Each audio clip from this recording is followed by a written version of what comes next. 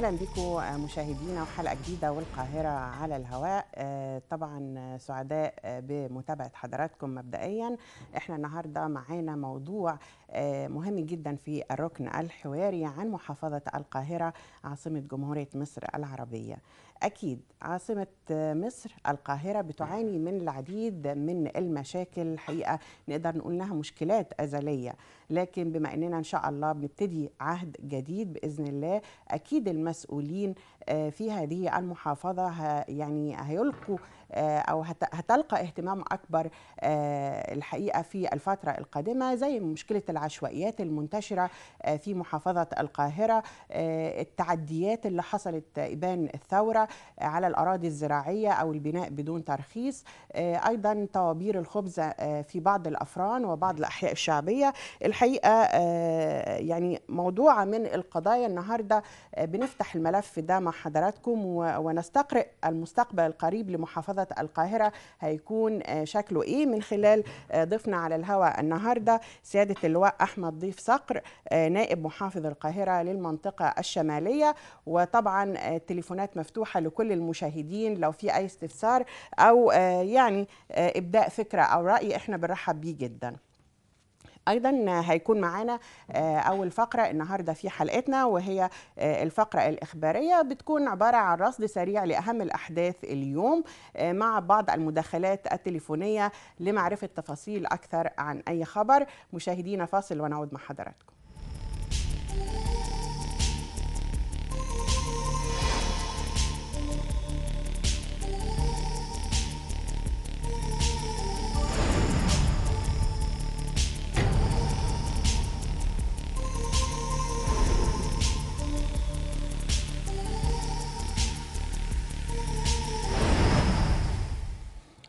يمكن الحقيقة الإعلام الإخواني بيلعب في هذه الأيام وعلى وجه التحديد وإحنا مقبلين على الانتخابات الرئاسية دور خطير جدا، يعني زي ما بيقال بيدس السم في العسل من خلال أخبار بينشروها بتتسبب في بلبلة واضطراب كبير جدا لرأي العام، خصوصا البسطاء من المواطنين.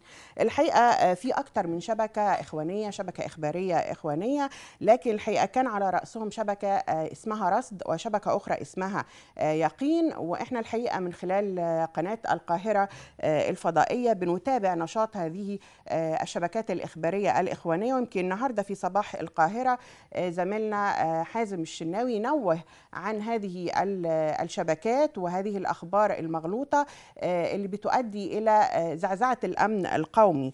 والحقيقة المسؤولين كان ليهم سرعة استجابة قوية جدا بعد هذا الخبر اللي أعلناه في قناة القاهرة الفضائية في برنامجنا صباح القاهرة، وبناء عليه مأمور قصر النيل يأمر بمداهمة شبكتي يقين ورصد بإذن النيابة.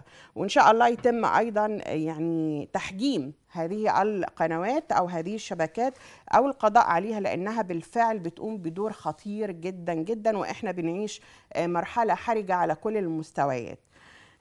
أيضا الخبر الثاني غريب جدا برضو الحقيقة، يعني الإرهاب والتطرف بيترصد أبنائنا من رجال الشرطة، ضباط أو جنود أو أبنائنا من القوات المسلحة.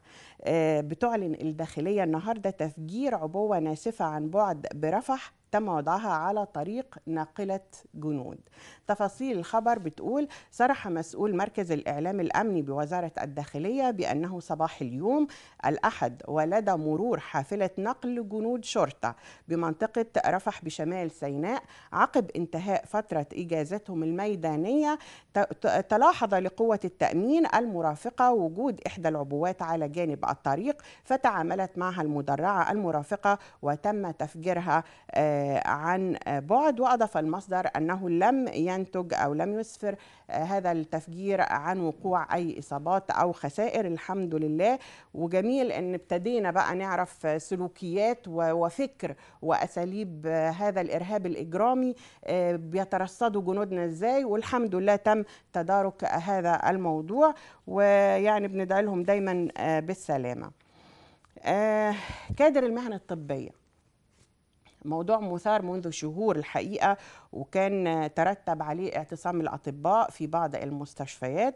النهاردة وزيرة الصحة الدكتورة مها أرباط إرسال قانون كادر المهن الطبية لرئاسة الجمهورية اليوم. أكدت الدكتورة مها أرباط وزيرة الصحة والسكان أنه تم إرسال قانون تنظيم العمل للعاملين بالمهن الطبية والمعروف باسم كادر المهن الطبية إلى رئاسة الجمهورية اليوم الأحد لاعتماده والتصديق عليه على أن يتم العمل به الشهر المقبل. وأضافت خلال مؤتمر إطلاق الطعم الخماسي ضمن برنامج التطعيمات القومي ردا على سؤال العاملين بالوزارة الحاضرين للمؤتمر والذين وجهوا لها أسئلة حول تطبيق القانون أن القانون سيطبق بنسبة 75% بأولى مراحله، وبعد ذلك تأتي المراحل الأخرى.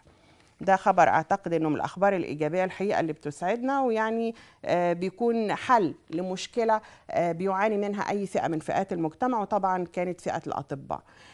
النهاردة المعلمين والمدرسين وقفة احتجاجية للمعلمين أمام وزارة التربية والتعليم للمطالبة بالتثبيت. ويمكن حضراتكم لو كنتوا تابعتوا برنامجنا أو تابعتوا الصحف في الشهر الماضي كان هناك إعلان من وزير التربية والتعليم سيادة الوزير محمود أبو النصر إن هيتم تثبيت يعني نقدر نقول 90% من العاملين المؤقتين في وزارة التربية والتعليم. فإحنا بنناشد الحقيقة الإسراع في حل هذا الموضوع. طبعا من الأخبار الحقيقة الطريفة اللي بنسمعها كتير إنه فلان يعني طلق زوجته لأنها بتنتمي للإخوان أو بتؤيد يعني حزب أو اتجاه معين. الموضوع ده الحقيقة دار الإفتاء قالت فتاوى الطلاق للانتماء لجماعة أو حزب مزايدة وليست من الأسباب الواردة في كتب الشريعة. أكد الدكتور مجدي عاشور المستشار الأكاديمي للمفتي وأمين الفتوى بدار الإفتاء المصرية أن ما صدر من قول بتطليق الرجل زوجته لانتمائها لجماعة أو حزب سياسي هي رأي شخصي وليس فتوى شرعية. ومعنا على التليفون الشيخ فكري حسن من علماء الأزهر. أهلا بك يا شيخنا. أهلا وسهلا. يعني حضرتك أكيد سمعت زينا، وأكيد دار الإفتاء أتى إليها بعض الزوجات أو الأزواج لأنهم انفصلوا نتيجة أن الزوجة بتنتمي لجماعة أو لحزب سياسي. أيوة. ده الموضوع ده متكرر وبقالنا فترة الحقيقة بنسمع عنه، وده من الطرائف. أيوة. فيعني عايز أعرف برضو الكادر الديني أو الشرعي أو الفتوى في الموضوع ده إيه؟ بسم الله الرحمن الرحيم. الحمد لله وصلاة وسلاما على سيدنا رسول الله وبعد. كما ذكرت سيادتك يمكن الحكم فيما تذكرينه هو رأي لجنة الفتوى أو دار الإفتاء، لكن النقطة التي نحب ان احنا نوضحها للناس ان الطلاق كما قال النبي عليه الصلاة والسلام أبغض الحلال إلى الله تبارك وتعالى الطلاق، وإن الشرط الأساسي في حكاية عقد الزواج أن يكون الزوجة مسلمة والزوج كذلك مسلم. طبعا. ولا يشترط حكاية انتمائها أو صاحبة مذهب معين أو إلى آخره أو فكر معين أبدا. لكن ما دام الإنسان الزوج بيقول لا إله أشهد أن لا إله إلا الله وأشهد أن محمد رسول الله، وكذلك الزوجة بتقول هذا، فهذا هو الأساس. ولذلك مما يؤسف لنا أقول لسيادتك شيء عجيب جدا، إن احنا عندنا في تاريخ الأمة الإسلامية بعض الآراء اللي بنعتبرها أو بنحطها تحت الفتاوى الشاذة. شوف كلمة الشاذة يعني إيه؟ التي لا يقبلها الدين. لما نيجي فلان ما دام هو اصلا من الاشراف يبقى لازم يتجوز واحده من الاشراف. تمام. فلان قباضي ما يتجوزش واحده من اهل السنه. ما يتجوزش مثلا من اهل السنه ما يتجوزش واحده من ايه؟ من اي فرقه من فرق الشيعه. من الشيعه.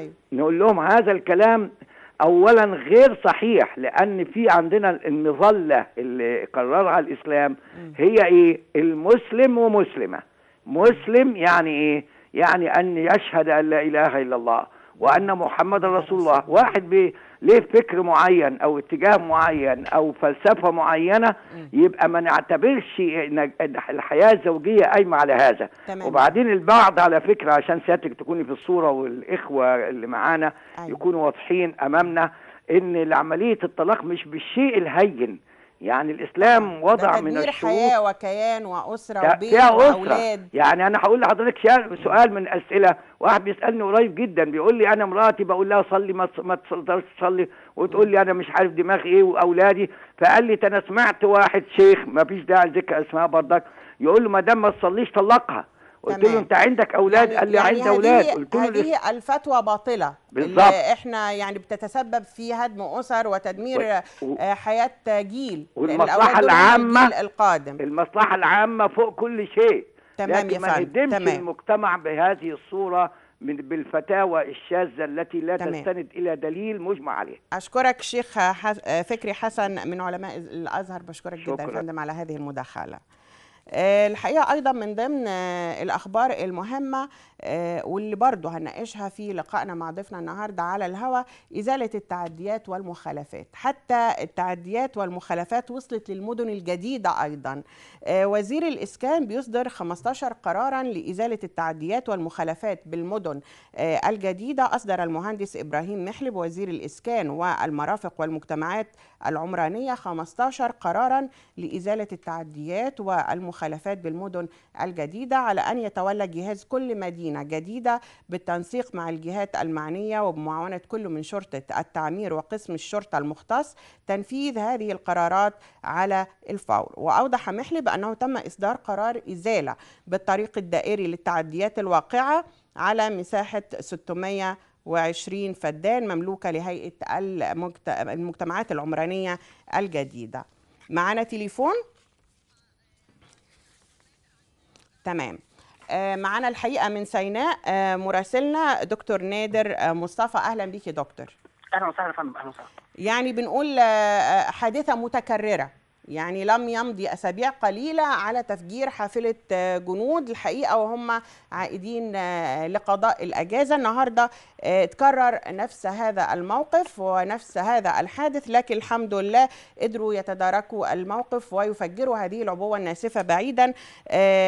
يعني أنا عايز أعرف يعني هل ده تطور لتعاطي قوات الأمن مع المتفجرات؟ أصبحوا متوقعين ان ممكن في اي مكان بيتواجد فيه ضباط او جنود ان يكون فيه قنابل؟ والله يا فندم انا ليا وجهة نظر ربما تكون مختلفة عن وجهة النظر اللي حضرتك بتطرحيها. اتفضل. عملية زرع قنبلة ناسفة على الطريق هي حل نهائي وملاذ اخير للعناصر الارهابية. ما تقوم به قوات الامن سواء القوات المسلحة او الشرطة من حملات ودوريات دائمة جعل الهجوم عليها أو قيام عناصر إرهابية بمهاجمة مواقع عسكرية أمر مستحيل. فلم يستطع الإرهاب ولم يبت أمامه أي طريق إلا وضع عبوة ناسفة في مكان ما وتفجير هذه العبوة الناسفة، وهذا أقصى ما تستطيع القوى الإرهابية القيام به حاليا في سيناء. لماذا؟ لأنه أصبحت سطوة رجال الأمن والقوات على المنطقة كبيرة جدا. تمام. طيب. قدرة الجماعات الإرهابية على القيام بأعمال أكثر حرفية من وجهة نظرهم. طيب. يعني دكتور نادر يعني جميل ان قواتنا او قوات الامن يعني في حالة انتباه دائم وتوقعات وبتسبق الحمد لله خطوات الارهابيين. بشكل سريع كده الحالة الامنية عندك في شمال سيناء اخبارها ايه؟ والله يا فندم يعني زي ما حضرتك بتقولي ربما الأحداث بتتواتر، ولكن في على أرض الواقع رجال بيضحوا بالغالي والنفيس من أجل تحسن الأحوال الأمنية في منطقة شديدة الالتهاب مثل شمال سيناء. ففي اعتقادي أن الأمور يعني سواء كانت على الحدود الشرقية من خلال اكتشاف أنفاق يوميا، من خلال القبض على عناصر إرهابية يوميا، تتحسن الظروف يوما فيوم، وبالتالي اعتقد ان الحاله ان شاء الله رب العالمين الحمد لله في الايام الحمد لله. دكتور نادر مصطفى مراسلنا في شمال سيناء، بشكرك جدا يا فندم. اخر خبر معانا الحقيقه اعتقد انه بيهم قطاع كبير جدا من الشباب. مدير مجلس التدريب الصناعي 15,000 فرصه عمل للشباب هذا الشهر. قال محمود الشربيني المدير التنفيذي بمجلس التدريب الصناعي ان شهر فبراير الحالي سيشهد 6 ملتقيات توظيف للشباب في محافظات أخرى مثل الشرقية وسوهاج، وذلك بتوفير 15,000 فرصة عمل جديدة. دي يعني دي برضو بادرة، وده خبر إيجابي جدا لمحاولة القضاء على نسبة البطالة اللي ارتفعت جدا بين الشباب بعد الثورة. جميل جدا هذا الخبر. والحقيقة بنختم فقرتنا الإخبارية بتقرير هنتابعه مع حضراتكم حالا دلوقتي، وهو كاميرا القاهرة على الهواء نزلت وتابعت موقف ووقفة المعلمين أمام وزارة التربية والتعليم. وتعالوا نسمع ونعرف مطالبهم إيه بالظبط.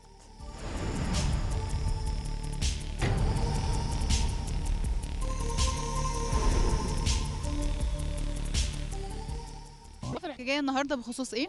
بخصوص حضرتك معلمين المتعاقدين بوزارة التربية والتعليم اللي الوزير وعد انه حصلوا على 85,000 درجة مالية ممولة من وزارة المالية، وانه تم حصر اسمائنا وتم انه اعلن الاسماء دي ونزلت على بوابة الاهرام ونزلت فعلا على الموقع الرسمي للوزارة، وان المفروض الوزير في التلفزيون اعلن ان احنا اتثبتنا، اعلن ان احنا قبضنا. وطبعا ده كله كلام فاضي وكلام ما حصلش بالمرة. دلوقتي لا في تثبيت ولا في عقود مميزه، يعني العقد المميز بيبقى المبلغ بتاعه اكتر شويه، ولا في حد ادنى ولا في حد اقصى ولا في علاوه، واخده بال حضرتك، ولا في علاوه من العاديه اللي هي بتاع قانون 47، ولا في علاوه من اللي هي العلاوه اللي نازله للمعلم اللي هو متعاقد على عقد مميز. يبقى انا عايز اعرف الناس دي شغاله مقابل ايه؟ المشكله انا بقالي 5 سنين في التربيه والتعليم وما ثبتش لغايه دلوقتي، والوزير لسه منزل الاسامي على النت في موقع الاهرام وموقع الوزاره، ومفيش اجراءات. قال خلال يناير هيتم التثبيت ولسه ما تمش التثبيت لغايه دلوقتي. فانا يعني احنا دلوقتي في فبراير والمرتب اللي انا بقبضه 282 جنيه، وانا راجل متجوز دلوقتي وبعول اسره، هصرف عليها منين؟ شغالين بقالنا حوالي 5 سنين لغايه دلوقتي. كان الاول باجر حوالي مثلا 80 90 جنيه، بعد كده تحولنا العقد ده دلوقتي بقى بنقبض مثلا 280 283 جنيه، ومش عارفين احنا هنعمل ايه بعد كده. يعني احنا دلوقتي سادين عجز في المدارس كتير، فاحنا مش عايزين نطالب بحقوقنا زي المدرسين زمايلنا، احنا مش طالبين اكتر من كده. احنا جينا النهارده عشان نشوف يعني قرار التثبيت ده هيصدر امتى. الوزير وعدنا ان هو هيبقى في خلال شهر يناير. شهر يناير عدى ودلوقتي دخلنا في شهر فبراير ولسه برضو القرار ما صدرش. فاحنا جينا النهارده عشان نشوف القرار دوت. يعني وزارة المالية بتقول ان مفيش رقم صدر جاي من وزارة التربية والتعليم، فالنهارده جايين للوزير عشان نشوف هل في فعلا قرار في رقم صادر لوزاره الماليه ولا مفيش. محدش حاسس بينا، الوزير مش عاوز يطلع يقابلنا، مفيش اي معامله ادميه. حتى الناس اللي واقفه على باب وزاره التربيه والتعليم اللي احنا واقفين قدامها، نعمل ايه؟ طب نقابل مين دلوقتي؟ رئيس الوزراء فين؟ اي حد ممكن مسؤول نقابله. سمعنا وعود كتير. انا مدرس بقبض 285 جنيه، هيكفوني ايه؟ احنا عندنا في الوزاره بتاعتنا 285 محافظه القليوبيه. وعود كتيره، مجرد كلام، انتوا هتتثبتوا. كل واحد يقابلني انت خلاص اتثبت. في حد ادنى الاجور؟ فين حد ادنى الاجور؟ ما تنفذش، ما تطبقش. وزير الماليه اساميكم عند وزير الماليه، مفيش اي حاجه. كل اللي بنيجي نقابله هنا في وزاره التربيه والتعليم احنا بنقف، هنطلع مدير المكتب التنفيذي يقابلكم، ويا ريته بيقابلنا كلنا. احنا عاوزين 2 3، ما عندهمش كراسي في الوزاره. مطالب اليوم هي العدل والمساواة من أجل حياة كريمة، مطالب بسيطة يطالب بها المعلمون اليوم في هذه الوقفة. نجية العناني، قناة القاهرة، التلفزيون المصري.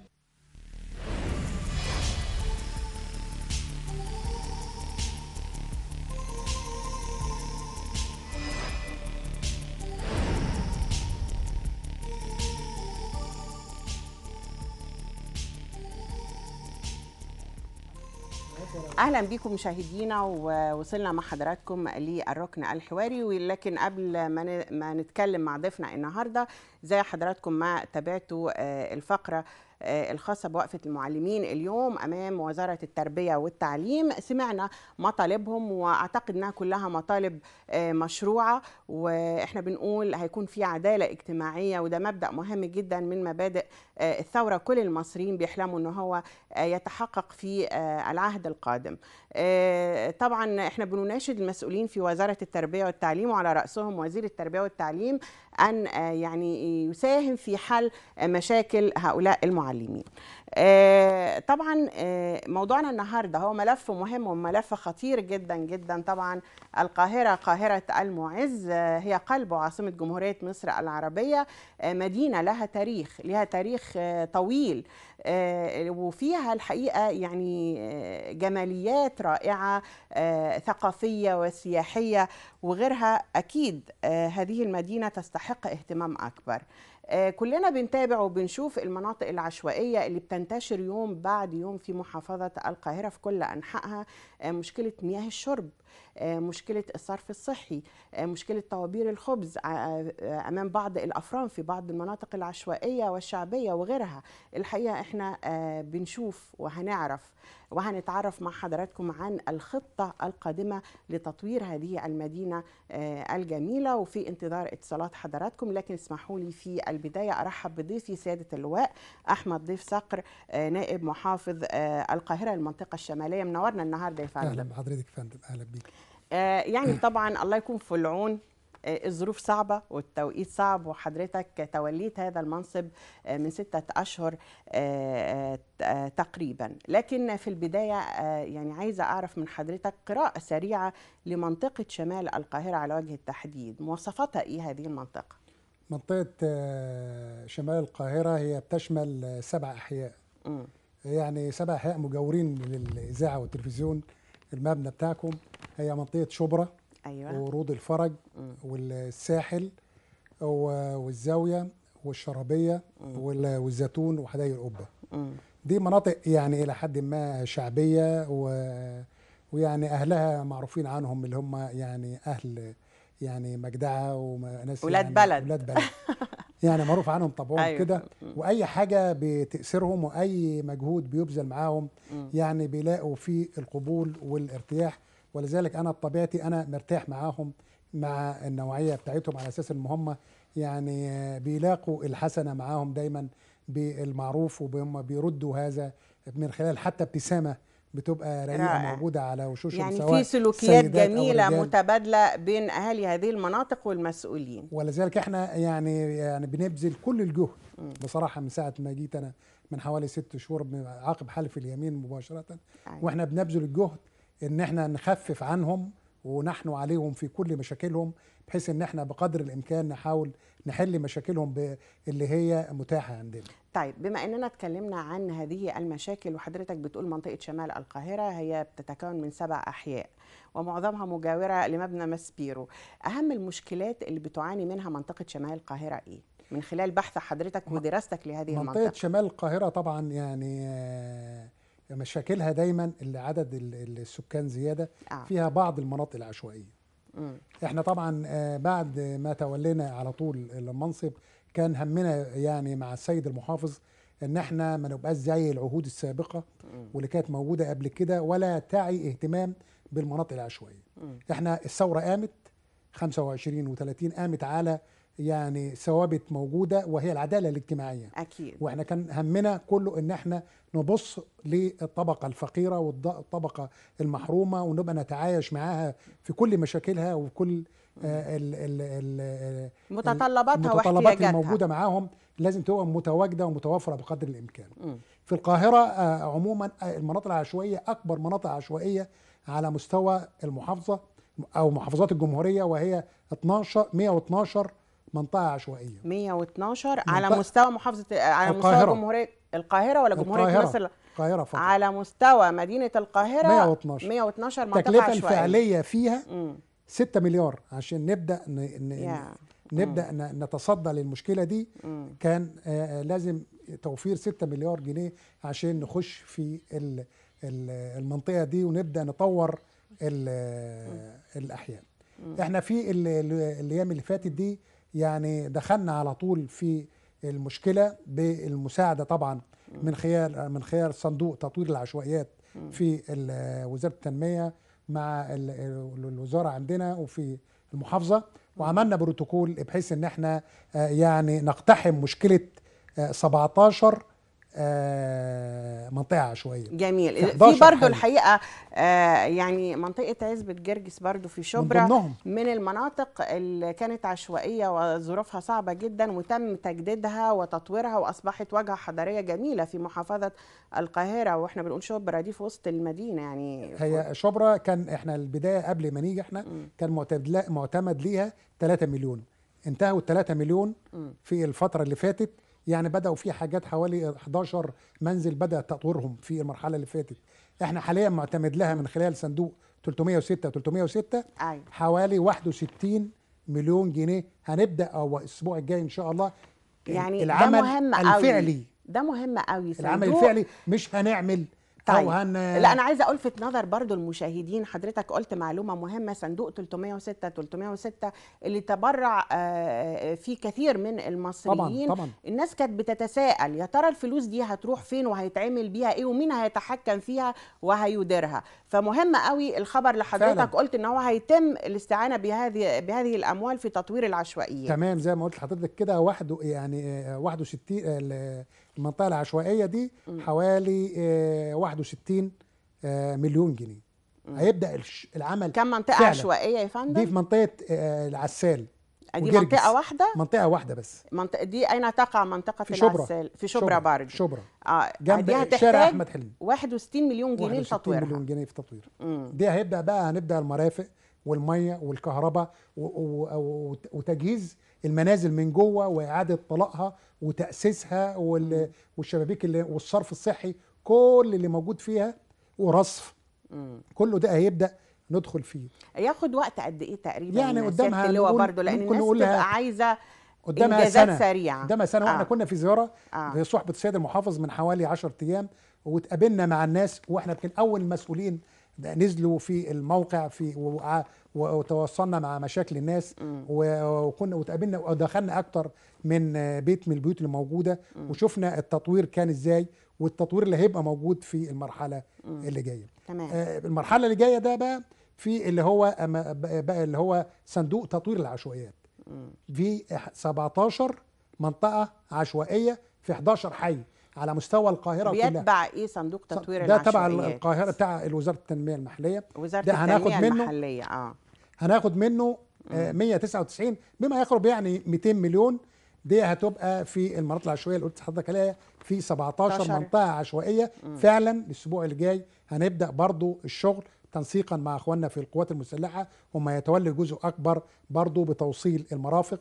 لا طالما القوات المسلحه في الموضوع يبقى اكيد المشروع هيكون ناجح يعني جدا. في اعتماد ممكن المدى البعيد حوالي سنه ممكن العمليه يعني تقل شويه يبقى في حوالي 7-8 شهور. لما حضرتك كمسؤول وكلجان بقى يعني متخصصه في تطوير العشوائيات بتيجوا تدخلوا على منطقه عشوائيه علشان تقوموا بتطويرها، اول خطوه او اول اهتمام ليكوا بيكون ايه؟ رفع الشبكات الارضيه. انا لازم ارفع في حاجه اسمها مركز المعلومات للشبكات الارضيه. ايوه فهمت. ده مصور القاهره كلها شبكاتها تحت، الكهرباء، المجاري، الميه، الغاز، كله لازم ارفع المكان ده كله على السطح على خرايط عشان لما اجي احفر ابقى عارف انا تحت ايه واللي موجود في الارض عشان ابدا اشتغل. وبعد كده ابدا بقى اوصل المرافق الاساسيه كم ميه وصرف، وده متضمن الكهرباء والصرف والميه والغاز. الناس لو رحتي وشفتيهم حضرتك لو كانت في قنوات فضائيه موجوده معانا، الناس عايشه الصرف الصحي طالع في البيوت يعني محدش دخل الاماكن دي. كل الكلام كان يتقال قبل كده تطوير عشوائي تطوير حياه غير ادميه بالمره. الله يكون في عونهم الحقيقه. ما تكلمناش يعني ما فيش مسؤول مننا طلع واتكلم وقال هنعمل.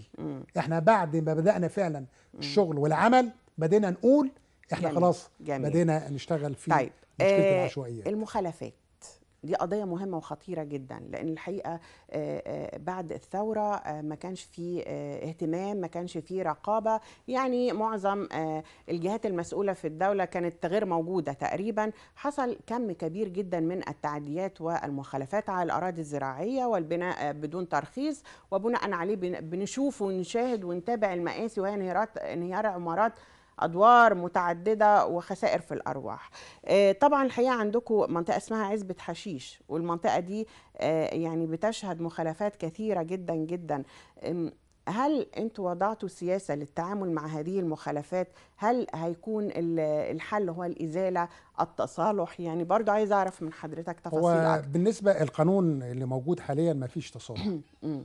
لكن احنا في الفترة اللي فاتت طبعا كان يعني بمجرد ما تولينا كان شغلنا وهمنا كله ان احنا المخالفات نبدأ نزيلها في المهد. بمعنى قبل ما يبتدي وهو بيحط الأساسات. هو بيحط الأساس، بنقف مع اخواننا في الضباط بقدر الإمكان، مش في الكل، بقدر الإمكان. لكن اللي هيطلع بقى مخالف احنا بنعمل له مخالفة، والمخالفة دي بتوصل عقوبتها من سنة سجن لغاية 5 سنين. والمخالفة بتبقى يعني مثلي قيمة العقار. يعني العقار ب1,000,000 بيبقى المخالفة بتاعته 2 مليون جنيه. ده لو هو مخالف اللي ما خدش رخصة، بس بناؤه أو أساساته سليمة، لكن هو متعدي مثلا على منطقة زراعية. سليمة أو غير سليمة. احنا ما عندناش مناطق زراعية في القاهرة. لا يا فندم، يعني مثلا واحد باني عمارة مثلا 15 دور والأساسات مش سليمة، مش بتدفعوه مثلا ضعف قيمة المباني والعمارة تتهد على راس السكان بعد كده؟ لو غير سليمة بقى دي ما أنا هقول لحضرتك يعني احنا عندنا في القاهرة شبه يعني ما فيش مناطق زراعية، كلها مناطق صحراوية. المناطق الزراعية ممكن تلاقيها في الجيزة، في المناطق المحافظات التانية القليوبية، الشرقية، الغربية. لكن احنا عندنا المناطق الزراعية قليلة إلى حد ما، فكل مخالفاتنا محصورة في البناء بدون ترخيص. البناء بدون ترخيص بدل لم يتوجه إلى الحي ويحصل على الترخيص اللي هو يمكنه إنه هو يبدأ يشتغل، فده مخالف بالنسبة لنا. مخالفته إن احنا بنحرر له محضر وبيتعرض على المحكمة والمحكمة بتصدر حكمها. الأحكام اللي عندي حاليا أحكام بتتجاوز بين 2 و3 سنين سجن وكفالة ومثلي قيمة العقار. ده لو هو واخد لو ما واخدش ترخيص. لو ما واخدش ترخيص. طب حضرتك ده على ما يصدر الحكم من المحكمة ب2 سجن هيكون بنى العمارة وسكن فيها العمارة الناس. أنا بقى ماشيله فيه أكتر من محور تاني. إن أنا ببعت أو باعت فعلا للكهرباء ما يوصلش تيار كهربائي. ممنوع يوصل تيار كهربائي. المرافق عموما ما تدخلوش خالص، ولا الميه ولا الصرف ولا الغاز. طب امتى بيتم الازاله؟ الازاله ما هو في المحكمه بتقول ازاله، يعني ما بتقدروش تزيلوا الا بحكم محكمه. لا، وبرضه ممكن ازيل في المهد، وبرضه ممكن ايه الحالات اللي ممكن حضرتك تزيلها في المهد؟ ان هو مجرد ما يبدا يعمل الشده الخشبيه بتاعته واعرف ان هو دخل فعلا مخالف، ممكن اوقف له الشغل. طب بتحصلوا على المعلومات عن حالات المخالفات دي من خلال جهاز رقابي موجود عندكم في محافظه القاهره، ولا من خلال معلومات للمواطنين اللي ساكنين في هذه الاماكن؟ احنا في تواصل بيننا. اولا في المهندسين بيمروا كلهم على الأحياء اللي هو موجودة فيها ومسؤول عن الشوارع اللي موجود فيها وعلى أي بنايات موجودة في المكان اللي هو موجود فيه، سواء ده مرخص أو غير مرخص. لو مش مرخص بياخد الحكم. احنا برضو في تنسيق معنا مع الشرطة ومع النيابة وبنحصل منهم على الأحكام. أنا عامل حصر عندي الأيام اللي فاتت دي مجلدات ناس محكوم عليها في اللي هي الجنح الموجودة. واحنا كنا مطالبين في الفترة اللي فاتت ان هي ترفع العقوبة من جنحة لجناية عشان نبدأ نحد من عملية المخالفات. ليه؟ المخالفات المباني زي القتل العمد طبعا.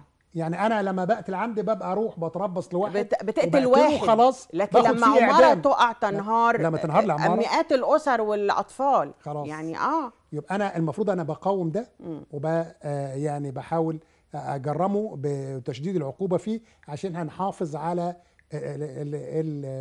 ارواح المواطنين، خاصه في ناس بتتعمد ساعات بتبني على املاك الدوله. وده يبقى عارف ان ده املاك دوله، ويتعدوا على حرم الطريق ويتعرم على حد خط التنظيم. خط التنظيم بمعنى للمشاهد ان ده طالع طريق او شارع وبيجي فيه بيخش في عرض الشارع وما يلتزمش بخطوط التنظيم. في حالات الحقيقه سمعنا عنها يا فندم، وهي ان بعض الناس اللي بيتعدوا او بيبنوا بدون ترخيص او مخالفين لشروط البناء، ان هم لما بيبتدوا البناء بيجيبوا عصابه بلطجيه تحمي العمال وهم بيبنوا، تحمي المنطقة من المحافظ أو من أي مسؤول في المحافظة التابعة ليها هذه المخالفة. لما بتلاقوا حالة زي دي وإن اللي بيحموا هذا المخالف عصابة بلطجية، بتتعاملوا معاه إزاي؟ هو احنا بنختار الشرطة دايما في كل الأحوال وهي بتتعامل معانا. شرطة المرافق، شرطة المرافق والشرطة المأمور الاسم بيخطر، وبنختار برضو نائب القطاع للمنطقة.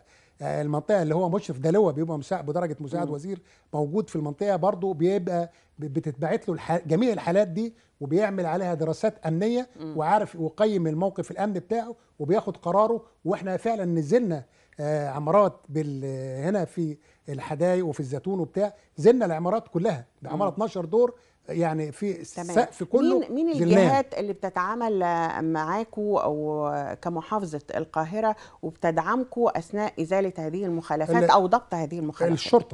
شرطه المرافق، شرطه المرافق والشرطه العاديه او الامن المركزي. والامن المركزي بيبقى موجود معانا في الحالات الصارخه، بيبقى موجود متواجد معانا لمواجهه اي خلل امني موجود. جميل. ساعه التنفيذ. طيب جالنا الحقيقه تليفون على الهواء بس من احد المشاهدين، بس ما قدرناش نستقبله طبعا لان حضرتك كنت بتتكلم، ما حبيناش نقطع حديث حضرتك.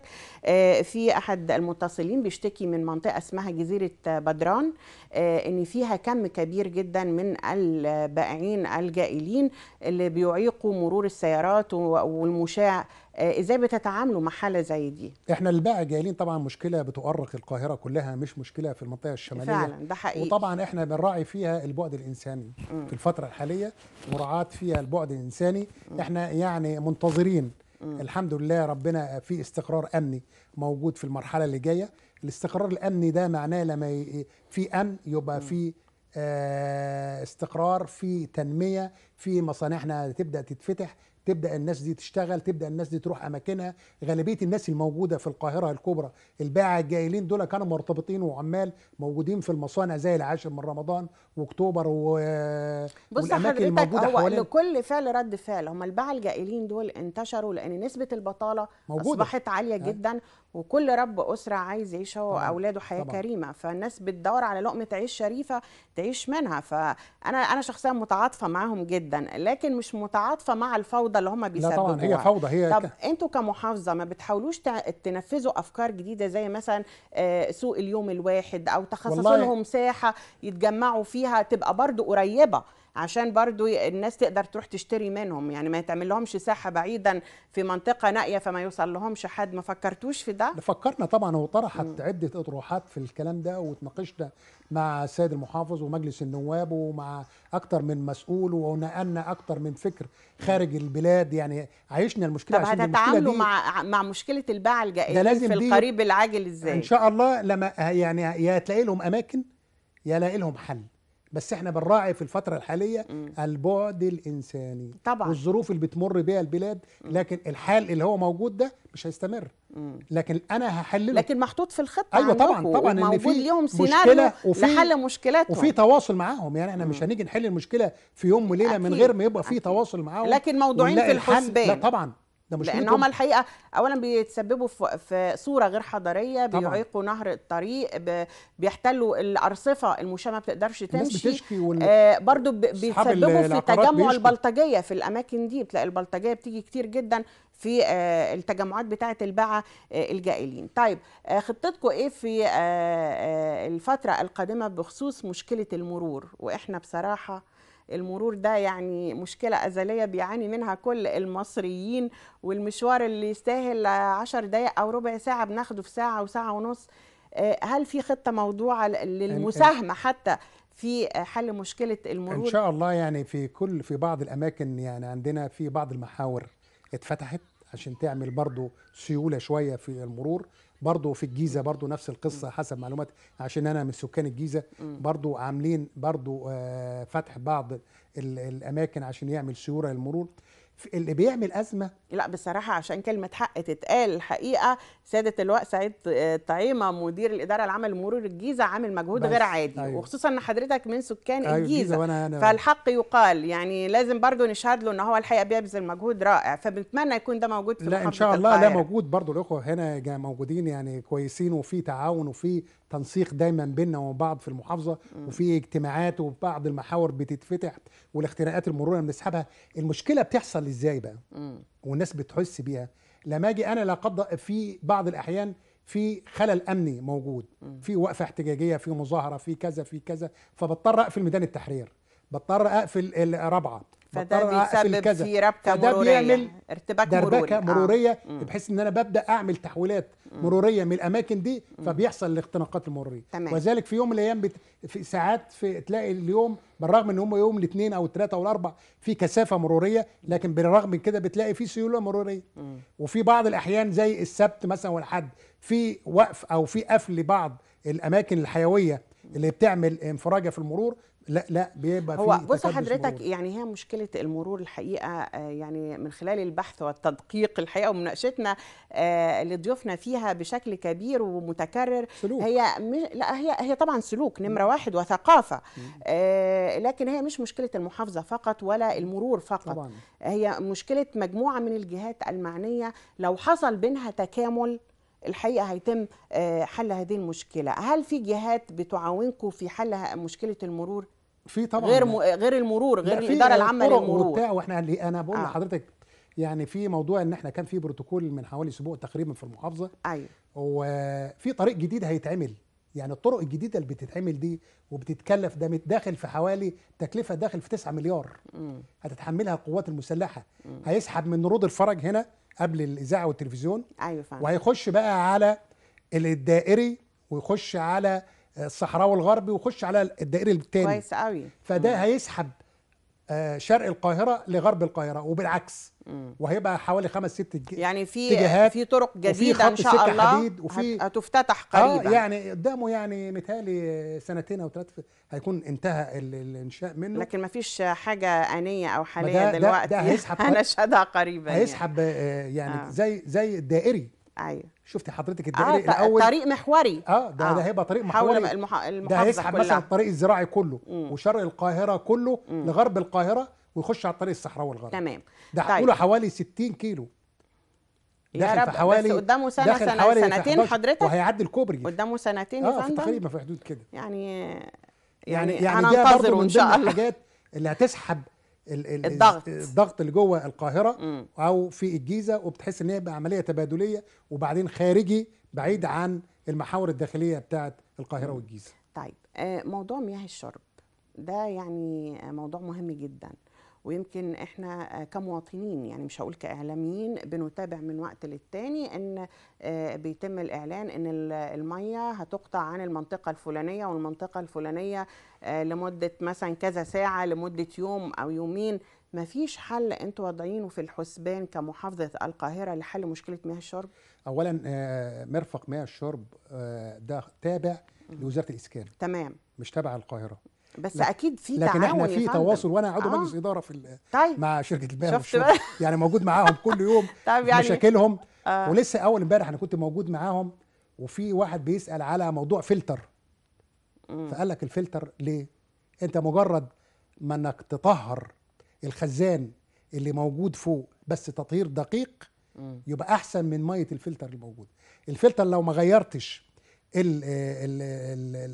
العبوه الداخليه الموجوده هتبقى تاثيرها عكسي على المواطن اكتر من الضرر لو انت ما فيش فلتر موجود. فالمفروض ان احنا الميه، يعني انا اتاكدت منهم وكنا احنا حتى عمليه طرح، عمليه شراء اللي هو الكلور والمواد اللي بتضاف على الميه. يعني لقينا احنا بندفع كتير عشان نصرف فعلا على الحاجه دي عشان تبقى الميه واصله نقيه للمواطن. المهم كله في التخزين اللي بيبقى موجود في السهاريج الموجوده فوق المفروض يبقى بيتصل برقم انتهى 125. ممكن الشركه بتبعت له ناس مخصوصين عشان يبدا يعملوا له عمليه تطهير الخزانات الفوقيه الموجوده فوق، تطهير دقيق وصحي. جميل. دي نقطه برضو معلومه طبيه يمكن حضرتك وضحتها للمشاهد، لكن برضو حضرتك ما جاوبتش على سؤالي ليه مياه الشرب بتنقطع بشكل دائم ومستمر؟ ليه؟ اقول لك انا طبعا التصميم اللي كان موجود قبل كده، الخزانات دي الموجوده والمواسير الموجوده في الارض معموله، شوفي بقى لها كام سنين، يعني مئات السنين. فالضغط عليها ضغط الماسوره ده ما بيستحملش، وبعدين بحمل عليه مرافق تانية، وبنحمل عليه اتجاهات تانية. احنا في من حوالي 3 شهور انفجرت الماسوره في شارع بورسعيد، قعدنا عليها لغايه الصبح. السيد المحافظ راح قعد لا يقل عن 3 ساعات، انا كملت معاهم من الصبح لغايه لما عملنا توصيل، يعني قطعنا الماسوره ونزلنا مكانها تاني. يعني هي بتبقى اصلاحات ولا تجديدات؟ سبب انقطاع مياه الشرب بيبقى نتيجه اصلاحات ولا تجديدات؟ لا، اصلاح ماسوره حصل فيها ضعف وممكن تنفجر في اي وقت، فانا بعمل لها احلال وتجديد زي بعمل احلال وتجديد لاي حاجه. كويس قوي. فدي الحاجات دي مش يعني الناس ما تزعلش، ده حاجه تتضايقش. كويسه والمياه اكثر نظافه واكثر انا صحيه. بطمنهم ان هي اكثر نظافه. ده حسب كلامي من المهندس محمد عبد الرحمن، على حسب روايته وهو قاعد، وده رئيس مجلس مياه، رئيس مجلس إدارة شركة المياه للقاهرة الكبرى. يعني معناها لكن قريبا برضه هتنتهي المشكلة دي بعد التجديدات اللي هتحصل إن شاء الله. الحكومة ماشية بخطى سريعة. أصل عيب قوي يا فندم يعني يبقى بلد النيل والمياه بتتقطع عندنا، يعني بصراحة بتبقى مؤلمة جدا. مش من المصب، مش من مكان المصب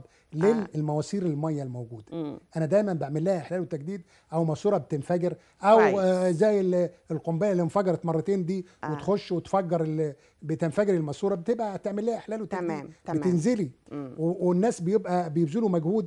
أنا عصرتهم في ليلة بحالها، بيبذلوا مجهود يعني شاق عشان نبدأ نتسارع مع الزمن ويلحق ان احنا نبدأ نعمل توصيل ونلحق نوصل المياه ان شاء الله.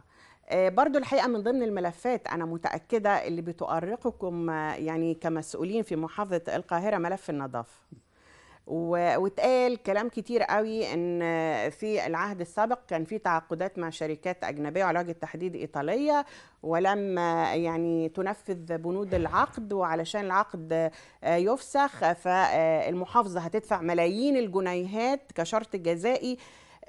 عايز أعرف برضو تفاصيل الموضوع ده، وهل تم فعلا يعني إيجاد شركات محلية للنظافة بتهتم بنظافة القاهرة، وإزاي هيتم التغلب على هذه المشكلة اللي بصراحة يعني في منتهى الخطورة؟ احنا همنا مجرد ما جينا كان هذا الملف رائع. نظافة القاهرة، عودة القاهرة إلى ما كانت عليه.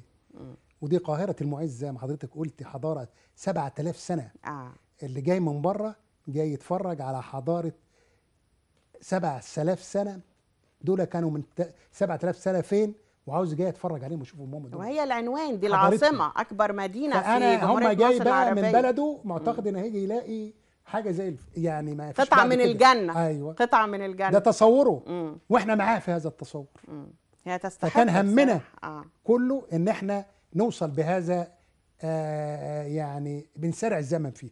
تمام. فعلا احنا لما جينا لقينا اكوام الزباله، يعني شارع زي احمد حلمي ده يعني وده شارع رئيسي وشريان حيوي، لانه كمان بدايه مدخل القاهره محافظات لطريق مصر اسكندريه الزراعي لكله لهنا. كانت ماشيه عربيه واحده. ممكن حضرتك تتطلعي بالكاميرا بتاعتك، ممكن تلاقي دلوقتي حاليا في ساعه، في غفله من الزمن، في غفله انا بقول ساعات، في مثلا 3 4 اكوام قمامه، مش قمامه، ده مخلفات مباني، مخلفات البناء. ايوه مخلفات البناء. احنا الحمد لله قدرنا في الفتره اللي فاتت دي نجهز عربيات مع الشركه طبعا حاجه يعني دون المستوى. شركه محليه ولا اجنبيه؟ الشركه الايطاليه دي معانا مش قادره برضو تسارع معانا الخطى وتسابق الزمن معانا وتبدا تعمل جمع. مشكلتها في الجمع السكني من المنازل، انهم هم بيطلعوا يستلموا الجمع السكني ويرمي في الشارع. المفروض هو يستلم من الجمع السكني وينزل في عربيات واقفه ليه، يبدا يحمل عربياته ويحط على المناوله ويبدا يرمي بره خارج القاهره خالص. تمام. هو الجزئيه دي منعدمه عنده. احنا بنبدا بنخش دلوقتي بالحاويات بتاعتنا من خلال هيئه النظافه. تمام. ده خلاف الشركه. هيئه النظافه، وبنبدا نجمع بقدر الامكان بعربياتنا وعربيات اللي موجوده ان احنا نرفع القمامه في الاحياء. مخلفات المباني عندنا هي المشكله، ان الناس تعودت، كانت قبل كده قبل الثوره لا يتجرأ كائنا من كان فعلا ان يرمي اي مخلفات مباني بيجمع مخلفاته على طول، بيجمعها ويرميها بره. طيب بنقول دايما تفعيل القانون، وان لما يكون القانون رادع ده بيجيب رد فعل قوي، والناس بتعمل حساب للقانون لما بيكون مفعل. يعني مثلا محافظ الجيزة دكتور علي عبد الرحمن قال اللي هيصور عربية بتحمل سيارة يعني بتحمل مخلفات بناء وبترميها في أي مكان هياخد مكافأة مالية وهيوقع غرامة مالية 10,000 جنيه على صاحب هذه السيارة. هو محاولة برضو لردع العالم اللي هي يعني لا تهتم بشكل حضاري ولا بصحة ولا بأي شيء. انتوا في محافظة القاهرة هل في مثل هذا الإجراء؟ احنا في القاهرة كانت سباقة طول عمرها. يعني احنا على طول في محورين احنا شغالين فيهم بالنسبة لمشكلة المخلفات المباني. ان انا بتعامل مع الناس اللي بترصد وموجودة وبتشوف ارقام العربيات ونبدأ بنختر بيها المرور، وانا بطمن الناس اللي هي بتحاول ان هي هنا في غفله وان حاسه ان ما حدش بيتعامل معاها، ما فيش رقابه بقى وما حدش واخد باله، هيلاقي عليه كوارث. تمام. ده جزئيه. جزئيه تاني ان الاخواننا في الامن منشغلين الى حد ما في عمليه الاحداث الموجوده حاليا، فمش قادرين نحمل عليهم في جزئيه ان هم يتواجدوا في الشوارع عشان يمنعوا العربيات، سواء عربيات الكارو او العربيات النقل الثقيل. تمام. لكن احنا بناخذ اجراء يمكن غير منظور. الاجراء الثاني ان انا لازم اتعامل مع المشكله، مش هسيب المشكله. المواطن حاليا ما بيرحمش حد، يعني برضو بتعامل معاها بعد اذن حضرتك. اتفضل. ان انا ببدا انقل على طول بقى، يعني ودايما بنقل بالليل الفتره اللي فيها كويس قوي حاله سكون، الشوارع في سكون وهدوء، والشوارع فاضيه والعربيه ممكن تعمل اكتر من 5 6 8 نقلات، واللودر يبقى ليه حريه الحركه يعمل مناوره في الشارع. تمام. عشان ما يعوقش عمليه حركه المرور. وبرضو الناس بقدر الامكان تيجي الناس الصبح تلاقي ما يبقاش في تلوث بصري الى حد ما، لكن الحال موجود وبنتعامل معاه، لكن احسن من الاول بكتير خالص.